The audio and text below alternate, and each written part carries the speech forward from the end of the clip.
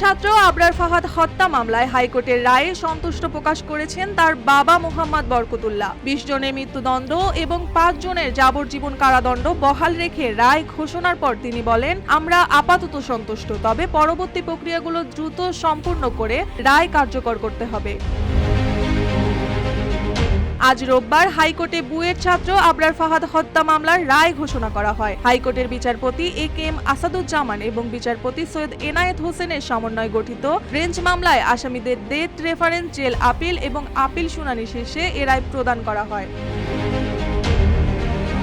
এতে আবরার ফাহাদ হত্যা মামলায় দোষী সাব্যস্ত ২০ জন আসামির মৃত্যুদণ্ড এবং ৫ জনের যাবজ্জীবন কারাদণ্ডের আদেশ পূর্ণবহাল রাখা হয়েছে। এ রায় ঘোষণার পর আবরারের বাবা মোহাম্মদ বরকতুল্লাহ বলেন, আমরা এ রায়ে আপাতত সন্তুষ্ট, তবে পরবর্তী প্রক্রিয়াগুলো দ্রুত সম্পূর্ণ করা উচিত, যাতে রায়টি দ্রুত কার্যকর হয়।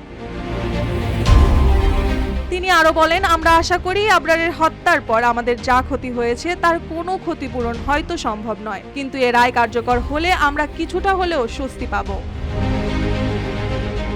এই রায় আবরার ফাহাদের পরিবারের জন্য একটি বড় ধরনের ন্যায় বিচারের প্রতীক, তবে আইনগত প্রক্রিয়া এখনো সম্পূর্ণ হতে বাকি। রায়টি কার্যকর হওয়া পর্যন্ত আরও কিছু পদক্ষেপ গ্রহণ করতে হবে, যা আবরার হত্যার বিচারিক প্রক্রিয়াকে চূড়ান্ত করবে।